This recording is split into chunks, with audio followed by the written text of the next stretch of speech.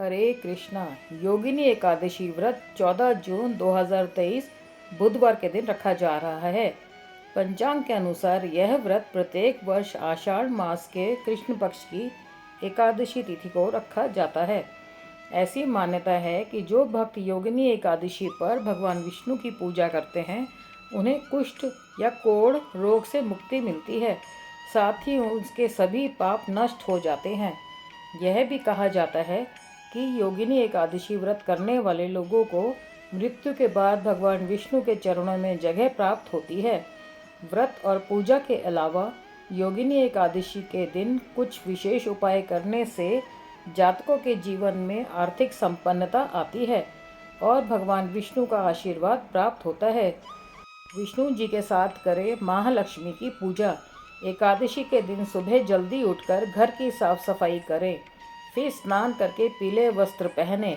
इसके बाद भगवान विष्णु के साथ धन की देवी महालक्ष्मी की पूजा करें। लक्ष्मी माँ का आशीर्वाद पाने के लिए करें ये कार्य।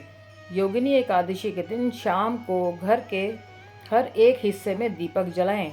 ऐसा करने से भगवान विष्णु के साथ माँ लक्ष्मी का भी आशीर्वाद मिलता है, जिसके कारण से आपके घर में कभी धन की कमी नहीं रहेगी। पीपल के वृक्ष के नीचे दीपक जलाएं। मान्यता है कि पीपल के पेड़ में देवताओं का निवास होता है। ऐसे में भगवान को प्रसन्न करने के लिए और उनका आशीर्वाद पाने के लिए योगिनी एकादशी पर पीपल के पेड़ के नीचे घी का दीपक जरूर जलाएं। गाय के दूध से करें अभिषेक। योगिनी एकादशी के दिन दक्षिणावर्ती शंख में गाय का दूध भरकर भगवान विष्णु का अभिषेक करें। ऐसा करने से आपको भगवान विष्णु जी का आशीर्वाद प्राप्त होगा। इस कथा के बिना अधूरा है योगिनी एकादशी का व्रत। योगिनी एकादशी व्रत कथा। पौराणिक कथा के अनुसार स्वर्ग धाम की अलकापुरी नामक नगरी में कुबेर नाम का राजा रहता था। वह शिव भक्त था और प्रतिदिन भगवान शिव की पूजा किया करता था। हेम नाम का एक माली पूजा के लिए राजा के यहाँ फूल लाया करता था। हेम की विशालाक्षी नाम की एक सुंदर स्त्री थी। एक दिन वह मानसरोवर से पुष्प तो ले आया, लेकिन कामासक्त होने के कारण वह अपनी स्त्री से हास्य विनोद तथा रमण करने लगा। इधर राजा उसकी दोपहर तक राह देखता रहा। अंत में राजा कुबेर ने सेवकों को आज्ञा दी कि तुम लोग जाकर माली के ना आने का कारण पता करो, क्योंकि वह अभी तक पुष्प लेकर नहीं आया। सेवकों ने कहा कि महाराज, वह पापी अति कामी है, अपनी स्त्री के साथ हास्य विनोद कर रहा है। ये सुनकर कुबेर क्रोधित हो गए और उसे बुलाया। हेम माली उपस्थित हुआ। राजा कुबेर ने क्रोध में आकर कहा, तूने मेरे परम पूजनीय ईश्वर के ईश्वर श्री शिवजी महाराज का अनादर किया है, इसलिए मैं तुझे श्राप देता हूँ कि तू स्त्री का वियोग सहेगा और मृत्यु लोक में जाकर कौड़ी होगा। कुबेर के श्राप से हेमा माली स्वर्ग से पतन हो गया और वह उसी क्षण पृथ्वी पर गिर गया। भूतल पर आते ही उसके शरीर में श्वेत कोढ़ हो गया। उसकी स्त्री भी उसी समय अंतर्ध्यान हो गई। मृत्युलोक में आकर माली के ऊपर दुखों का पहाड़ टूट गया। वह जंगल में बिना अन्न और जल के भटकता रहा। रात्रि को निद्रा भी नहीं आती थी, परंतु शिवजी की पूजा के प्रभाव से उसको पिछले जन्म की स्मृति का ज्ञान अवश्य रहा। घूमते घूमते एक दिन वह मार्कंडेय ऋषि के आश्रम में पहुंच गया, जो ब्रह्मा जी से भी अधिक वृद्ध थे और जिनका आश्रम ब्रह्मा जी की सभा के समान लगता था। हेम माली वहां आकर उनके पैरों पर पड़ गया।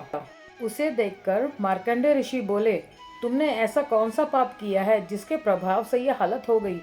हेम माली ने सारा वृतांत सुनाया। यह सुनकर ऋषि बोले, निश्चित ही तूने मेरे सम्मुख सत्य वचन कहे हैं, इसलिए तेरे उद्धार के लिए मैं एक व्रत बताता हूँ। यदि तू आषाढ़ मास के कृष्ण पक्ष की योगिनी नामक एकादशी का विधि पूर्वक व्रत करेगा तो तेरे सब पाप नष्ट हो जाएंगे। ये सुनकर हेम माली ने अत्यंत प्रसन्न होकर मुनि को साष्टांग प्रणाम किया। मुनि ने उसे स्नेह से उठाया। हेम माली ने मुनि के कथानुसार विधि पूर्वक योगिनी एकादशी का व्रत किया। इस व्रत के प्रभाव से अपने पुराने स्वरूप में आकर वह अपनी स्त्री के साथ सुखपूर्वक रहने लगा। बोलो श्री हरि जी महाराज की जय।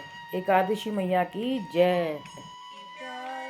एकादशी संतों की प्यारी एकादशी, मेरे अंगने में गंगा बहत है, मेरे अंगने में गंगा बहत है।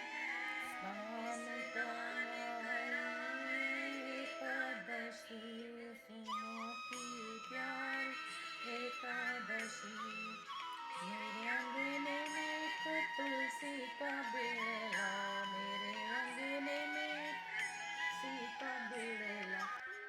पूजा पाठ करो रे एकादशी, पूजा की प्यारी एकादशी। अंगने में अंबिका मंदिर, मेरे एकादशी। अगर आपको मेरा ये वीडियो पसंद आया हो तो लाइक कीजिए, शेयर कीजिए, सब्सक्राइब कीजिए। व्रत कथा गृहस्थ को मैं इसी तरीके से नए नए वीडियोज़ आपके लिए लाती रहूँगी। मिलती हूँ अगले वीडियो में, तब तक के लिए हरे कृष्णा।